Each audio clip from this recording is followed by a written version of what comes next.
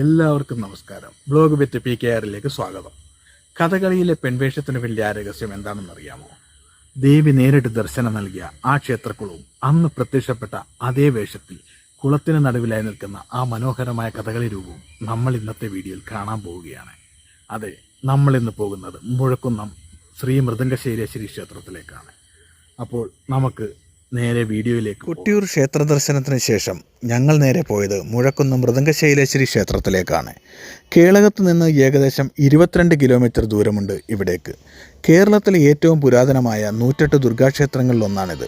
പരശുരാമനാണ് ഈ ക്ഷേത്രത്തിൽ പ്രതിഷ്ഠ നടത്തിയെന്നാണ് വിശ്വാസം.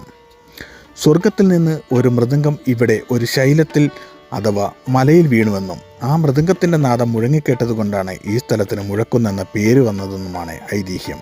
മൃദംഗം വീണ ശൈലത്തിൽ കുടികൊള്ളുന്ന ദേവിയായതിനാലാണ് അമ്മയ്ക്ക് മൃദംഗശൈലേശ്വരി എന്ന നാമവും ലഭിച്ചത്. കോട്ടയം രാജവംശത്തിൻ്റെ പരദേവത കൂടിയാണ് ഈ ദേവി. ഉച്ചകഴിഞ്ഞ് ഏകദേശം 3:30 ഞങ്ങൾ ക്ഷേത്രത്തിൽ എത്തിച്ചേർന്നത്. 5 മണിയോടെ നട തുറന്നപ്പോഴാണ് ഞങ്ങൾ ദർശനത്തിനായി ക്ഷേത്രത്തിനുള്ളിലേക്ക് പ്രവേശിച്ചത്. കൊട്ടിയൂർ ഉത്സവം കഴിഞ്ഞ് മടങ്ങുന്ന ധാരാളം ഭക്തർ ഇവിടെയും എത്തിയിരുന്നത് കൊണ്ട് അന്ന് അത്യാവശ്യം നല്ല തിരക്കുണ്ടായിരുന്നു. ഞങ്ങൾ ക്യൂ നിന്നിട്ടാണ് ക്ഷേത്രത്തിനകത്തേക്ക് പ്രവേശിച്ചത്. കേരളീയ വാസ്തുവിദ്യയുടെ തനിമ വിളിച്ചോതുന്ന നിർമ്മിതിയാണ് ഈ ക്ഷേത്രത്തിൻ്റേത്.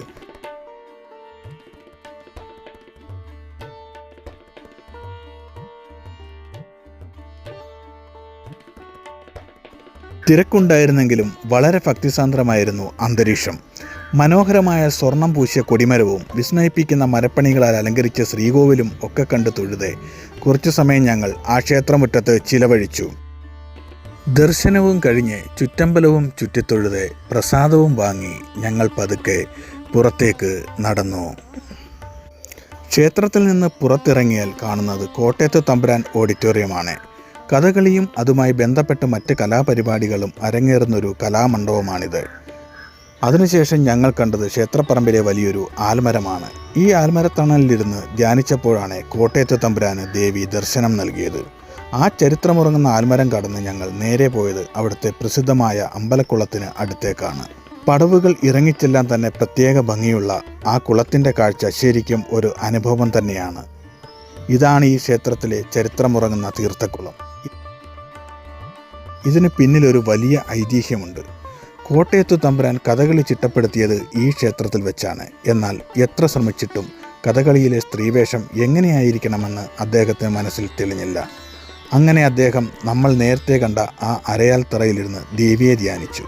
അപ്പോൾ ഈ കുളത്തിൻ്റെ നടുവിൽ ദേവി ഒരു കഥകളി സ്ത്രീവേഷത്തിൽ തമ്പുരാന് ദർശനം നൽകിയത്രേ. അന്ന് ദേവി അരയ്ക്ക് മുകളിലോട്ടുള്ള രൂപം മാത്രമേ കാണിച്ചു കൊടുത്തുള്ളൂ. അന്ന് ദേവി പ്രത്യക്ഷപ്പെട്ട ആ അതേ രൂപമാണ് ഇപ്പോൾ കുളത്തിൻ്റെ മധ്യത്തിലായി നമ്മളീ കാണുന്ന രൂപം. അതുകൊണ്ടാണ് ഇന്നും കഥകളിയിലെ സ്ത്രീവേഷങ്ങൾക്ക് അരയ്ക്ക് താഴെ വെള്ള നിറത്തിലുള്ള വസ്ത്രം ഉപയോഗിക്കുന്നത്. ഇന്നും ലോകത്ത് എവിടെ കഥകളി തുടങ്ങുമ്പോഴും മൃദംഗശൈലേശ്വരിയെ പ്രകീർത്തിക്കുന്ന ശ്ലോകം ചൊല്ലിയതിനു ശേഷമേ അത് ആരംഭിക്കാറുള്ളൂ. ഈ മനോഹരമായ കാഴ്ചകളൊക്കെ കണ്ട് നല്ലൊരു ക്ഷേത്ര ദർശനവും കഴിഞ്ഞ് ക്ഷേത്ര പരിസരത്ത് തന്നെ ഏറെ നേരം ചെലവഴിച്ചതിന് ശേഷം രാത്രി 7 മണിയോടുകൂടിയാണ് ഞങ്ങൾ തിരികെ മടങ്ങിയത്.